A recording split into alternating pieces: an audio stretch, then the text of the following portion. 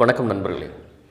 LIC life insurance corporation of இந்தியாவில் 590 காலி பணியிடங்களுக்கு வேலை வாய்ப்பு அறிவிச்சிருக்காங்க. இது என்னென்ன பதவிக்கு, எத்தனை காலி பணியிடங்கள், எவ்வளோ சேலரி, என்ன கல்வி தகுதி போன்ற விவரங்கள் பார்க்குறதுக்கு முன்னாடி இது வரைக்கும் நம்ம சேனலை சப்ஸ்கிரைப் பண்ணாதவங்க சப்ஸ்கிரைப் பட்டன் கிளிக் பண்ணுங்கள். பக்கத்தில் இருக்கிற பெல் பட்டன் தவறாமல் கிளிக் பண்ணுங்கள். நீங்கள் சப்ஸ்கிரைப் பண்ணுறதுனால உங்கள் மொபைலுக்கு அடுத்தடுத்த ஜாப் நோட்டிஃபிகேஷன் உடனுக்குடன் வந்து கொண்டே இருக்கும். அதனால் சப்ஸ்கிரைப் பண்ணிக்கங்க. வீடியோவை ஸ்கிப் பண்ணாமல் இறுதி வரை பாருங்கள். வாங்க நம்ம வீடியோக்குள்ளே போகலாம். லைஃப் இன்சூரன்ஸ் கார்ப்பரேஷன் ஆஃப் இந்தியாவில் சென்ட்ரல் ஆஃபீஸ் மும்பையில் இந்த வேலைவாய்ப்பு அறிவிப்பு வெளியிட்டிருக்காங்க. ஸோ வேலை வந்து மும்பைன்னு நினச்சிடாதீங்க. இந்தியா முழுவதும் உங்களுக்கு கிளைகள் இருக்குங்கிறது உங்களுக்கு தெரியும். அதனால் அப்ளை பண்ணுங்கள். உங்களுக்கு இடமாற்றம் தேவைன்னா மாறிக்கிட்டு வந்துடலாம் ஃபியூச்சரில். அதனால் வாங்க நம்ம வீடியோக்குள்ளே ஃபுல் டீட்டெயிலோடு பார்ப்போம். Total vacancies 590. இதில் என்னென்ன பதவிக்கு கால்ஃபர் பண்ணியிருக்காங்கன்னு பார்த்தீங்கன்னா, ஏஏஓ போஸ்டிங் ஜென்ரலிஸ்ட்டில். இதில் பார்த்தீங்கன்னா ஜென்ரலிஸ்ட்டில் மொத்தம் 350 காலி பணியிடங்கள். எஸ்சியில் 55, எஸ்டியில் 35, ஓபிசியில் 85, இடபிள்யூஎஸில் 35, அன்ரிசர்வில் 140. ஏஏஓ ஐடியில் பார்த்தீங்கன்னா எஸ்சியில் 25, எஸ்டியில் 14, ஓபிசியில் 36, இவிஎஸில் இடபிள்யூஎஸில் 15, அன்ரிசர்வில் 60, டோட்டலாக 150.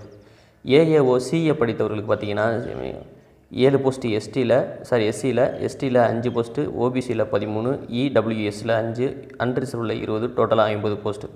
ஏஏஓ ஆக்சுவரியலில் பார்த்தீங்கன்னா எஸ்சியில் 4, எஸ்டியில் 3, ஓபிசியில் 8, இடபிள்யூஎஸில் 3, அன்ரிசர்வில் 12, டோட்டலாக 30. ஏஏஓ ராஜ்பஷா இதில் பார்த்தீங்கன்னா எஸ்சியில் 1, எஸ்டியில் 1, ஓபிசியில் 2, இடபிள்யூஎஸில் 1, அன்ரிசர்வில் 5, டோட்டலாக 10. ஸோ டோட்டலாக பார்த்தீங்கன்னா 590 காலி பணியிடங்களுக்கு அறிவிச்சிருக்காங்க. Reservation for personal with benchmark disability இதெல்லாம் நீங்கள் படிச்சுக்கோங்க. ஷெட்யூல்ட் ஆஃப் ஈவெண்ட் என்னென்னு பார்த்தீங்கன்னா, ஆன்லைன் மூலியமாக விண்ணப்பிக்க 2/3/2019 22/3/2019 வரைக்கும் எக்ஸாம் ஃபீஸ் கட்டுற மாதிரி இருக்கும். ஸோ கால் லெட்டர் டவுன்லோட் பண்ணுறதுக்கு பார்த்தீங்கன்னா ப்ரிலிமினரி எக்ஸாமினேஷனுக்கு 22/4/2019 to 30/4/2019 வரைக்கும் நடக்கும்.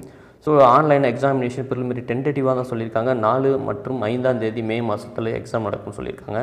ஆன்லைன் எக்ஸாமினேஷன் மெயின் டென்டேட்டிவ் அடுத்த எக்ஸாம் பார்த்தீங்கன்னா 28 ஜூன் 2019 சொல்லியிருக்காங்க. எலிஜிபிலிட்டி பார்த்தீங்கன்னா 1/3/2019 எனக்கு உங்களோட வயது வரம்பு கொடுத்துருக்காங்க. மேக்ஸிமம் ஏஜ் 30 வயதுக்குள்ளே இருக்கணும் அப்படிங்கிற தகவல் சொல்லியிருக்காங்க. எஸ்சி எஸ்டிக்கு 5 இயர்ஸ் ரிலாக்ஸேஷன், ஓபிசிக்கு 3 வருடம், பிடபிள்யூபிஎன் ஜென்ரலுக்கு பார்த்தீங்கன்னா 10 இயர்ஸ் ரிலாக்ஸேஷன். ஸோ பிடபிள்யூபிடி பார்த்தீங்கன்னா எஸ்சி எஸ்டிக்கு 15 வருஷம். ஸோ பிடபிள்யூபிடி ஓபிசி கேட்டருக்கு பார்த்தீங்கன்னா 13 வருஷம். இசிஓ எஸ்எஸ்சிஓ ஜென்ரலில் பார்த்தீங்கன்னா 5 வருஷம் ரிலாக்ஸேஷன். இம்மாதிரி விவரங்கள் கொடுத்துருக்காங்க, பார்த்துக்கோங்க. எஜுகேஷன் குவாலிஃபிகேஷன் பார்த்தீங்கன்னா ஏஓ ஜென்ரலுக்கு பேச்சுலர் டிகிரி சொல்லியிருக்காங்க. டிசிப்ளின் படித்தவர், அதாவது எனி டிகிரி தான் சொல்லியிருக்காங்க. அதேமாதிரி ஏஓ ஐடியில் பார்த்தீங்கன்னா இன்ஜினியரிங் கம்ப்யூட்டர் சம்மந்தமாக படித்தவர்கள் விண்ணப்பிக்கலாம். IT or electronics or MCA MSc computer science படித்தவர்கள் விண்ணப்பிக்கலாம். அடுத்து ஏஓ சார்ட்டர்ட் அக்கௌண்ட் பார்த்தீங்கன்னா இது அசோசியேட் மெம்பரை of institute of chartered account படித்தவர்கள் விண்ணப்பிக்கலாம் சொல்லியிருக்காங்க. அடுத்து ஏஓ ஆக்சுவரியல் நிபுணர்கள் பதவிக்கு பார்த்தீங்கன்னா பேச்சுலர் டிகிரி எனி டிசிப்ளின் படித்தவர்கள் விண்ணப்பிக்கலாம். அடுத்து ஏஓ ராஜ்பஷா இதில் பார்த்தீங்கன்னா டிகிரி இன் ஹிந்தி டிரான்ஸ்லேட் இங்கிலீஷில் டிரான்ஸ்லேட் பண்ண தெரிஞ்சிருக்கணும், டிகிரி லெவல் படிச்சிருக்கணும்னு சொல்லியிருக்காங்க. அல்லது post graduate master degree in English with Hindi சொல்லியிருக்காங்க. Post graduate master degree in Sanskrit with English and Hindi படித்தவர்கள் விண்ணப்பிக்கலாம். சேலரி பார்த்தீங்கன்னா 32,795 ரூபா பேசிக்கில் சொல்லியிருக்காங்க. ஸோ இவங்களுக்கு எவ்வளோ சேலரி கிடைக்கும்னு பார்த்தீங்கன்னா அப்ராக்சிமேட்டாக 56,000 கிடைக்கும்னு சொல்லியிருக்காங்க. Service condition proportion period detail கொடுத்துருக்காங்க. பார்த்தா 1 year proportion period, maybe proportion period extend பண்ணலாம். ஒரு நிரந்தரமான பதவி ப்ரொபோஷன் பீரியடுங்கிறது உங்களை நிரந்தரம் பண்ணுறதுக்கு முன்னாடி இருக்கிற உங்களோட பர்ஃபார்மன்ஸ் பார்க்கறதுக்கான டைமிங் தான் ப்ரொபோஷன் பீரியடுங்கிறது.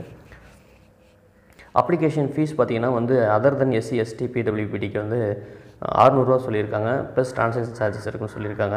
ப்ளஸ் உங்களுக்கு எஸ்சி எஸ்டி பிடபிள்யூபிடிக்கு பார்த்தீங்கன்னா 100 ரூபா தான் exam fees. Selection processor 3 type of நடக்கும். So preliminary examination, main examination, இதுமாதிரி அடுத்த ஒரு எக்ஸாம் இருக்குது. மற்றும் டோட்டலாக 3 எக்ஸாம் உங்களுக்கு இருக்குது. ஸோ இப்போ ஃபஸ்ட் எக்ஸாம் பார்த்தீங்கன்னா என்ன அப்படின்னு பார்த்தீங்கன்னா, இப்போ ப்ரிலிமினரி எக்ஸாமினேஷன் இதில் reasoning ability, quantitative aptitude, English language with special English language சம்மந்தமான பேப்பர் தான் இருக்கும். ஸோ நம்பர் ஆஃப் கொஸ்டின் 35 மார்க்குக்கு. இங்கிலீஷ் ஹிந்தியில் தான் எக்ஸாம் இருக்க போகுது. குவான்டிட்டிவ் ஆப்டிடியூடில் 35 இருக்குது, 35 மார்க் கொஸ்டின். இங்கிலீஷில் பார்த்தீங்கன்னா இங்கிலீஷில் 30க்கு 30. So maximum 100 question, maximum mark 70 வாங்கணும் அப்படிங்கிற தகவல் சொல்லியிருக்காங்க. 1 ஹவர் எக்ஸாமினேஷன். அடுத்து பேஜ் 2 பார்த்தீங்கன்னா மெயின் எக்ஸாமினேஷன். இது ரீசனிங் எபிலிட்டியில் 30, மேக்ஸிமம் மார்க் 90. ஜென்ரல் நாலேஜில் வந்து 30, மேக்ஸிமம் மார்க் வந்து 60. டேட்டா அனலைஸ் அண்டு இன்டர்பிரிட்டேஷன் 30க்கு 30 கொஸ்டின் 90 மார்க்கு. Insurance and finance market awareness பார்த்தீங்கன்னா 30 கொஸ்டினுக்கு 60 மார்க்கு. டோட்டலாக 120 கொஸ்டின் 300 மார்க்குக்கு. ஸோ லாஸ்ட்டு பார்த்தீங்கன்னா இன்னொன்று என்னென்னு பார்த்தீங்கன்னா English language, letter writing and essay இதில் பார்த்தீங்கன்னா 25 மார்க் 2 கொஸ்டின் கேட்குறாங்க. ஸோ 30 நிமிஷம். மெயின் எக்ஸாமினேஷன் ஃபார் வந்து recruitment AO, IT, chartered account, actuarial இதுக்கெல்லாம் வந்து கொடுத்துருக்காங்க. இதெல்லாம் நீங்கள் பார்த்துங்க இந்த பதவிக்கு எப்படி எக்ஸாம் இருக்கும். அதேமாதிரி மெயின் எக்ஸாமினேஷன் ஏஓ ராஜ்பாஷாவுக்கு எப்படி இருக்கும். ஸோ ஒன்றுக்கு ஒரு டைப் கொடுத்துருக்காங்க. இதெல்லாம் நோட்டிஃபிகேஷன் லிங்க் இருக்குது, நீங்களே பார்த்துக்கலாம்.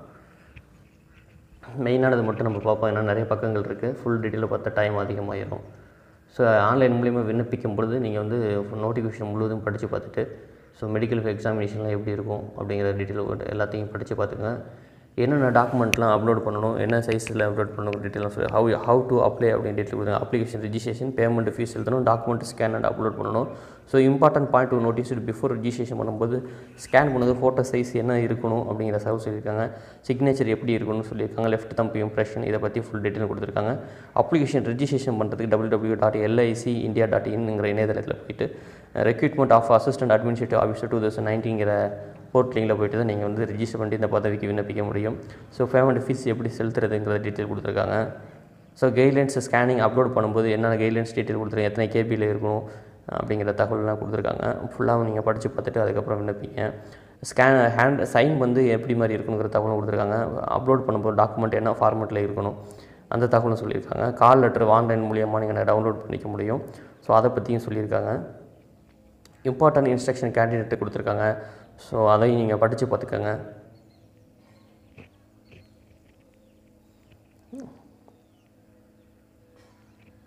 அப்புறம் அவங்க கைட்லைன்ஸ் பெஞ்ச் மார்க் சம்மந்தமாக அதெல்லாம் கொடுத்துருக்காங்க. ஸோ முழுவதும் நீங்கள் படித்து பார்த்துட்டு அதுக்கப்புறம் விண்ணப்பிங்க. ஃபார்மெட்லாம் கொடுத்துருக்காங்க. உங்களுக்கு அந்த ஃபார்மெட் சர்டிஃபிகேட் சம்மந்தமாக தேவைப்பட்டது அப்படின்னாலும் அதையும் யூஸ் பண்ணிக்கலாம். ஸோ எக்ஸாமினேஷன் சென்டர் பார்த்திங்கன்னா வந்து நம்ம தமிழ்நாட்டுக்கு இருக்குது. தமிழ்நாட்டில் எந்த இடத்துல எக்ஸாம் போட்டிருக்காங்க அப்படிங்கிற டீட்டெயில் பார்ப்போம். தமிழ்நாட்டில் பார்த்திங்கன்னா தமிழ்நாட்டில் எக்ஸாமினேஷன் சென்டர் திருச்சியிலலாம் இருக்குது. தமிழ்நாட்டில் சென்னை, கோயம்புத்தூர், ஈரோடு, மதுரை, நாகர்கோவில், சேலம், தஞ்சாவூர், திருச்சிராப்பள்ளி, திருநெல்வேலி, வேலூர், விருதுநகர் போன்ற ஏரியாங்களில் எக்ஸாமினேஷன் சென்டர் இருக்குது. ஸோ பயப்படாதீங்க, கண்டிப்பாக நீங்கள் இந்த எக்ஸாமுக்கு எழுதிட்டு போஸ்டிங் கிடச்சதுக்கப்புறம் இந்தியா முழுக்கும் இந்த கிளைகள் இருக்குது, மாறி வரதுக்கான வாய்ப்புகள் உங்களுக்கு கிடைக்கும்.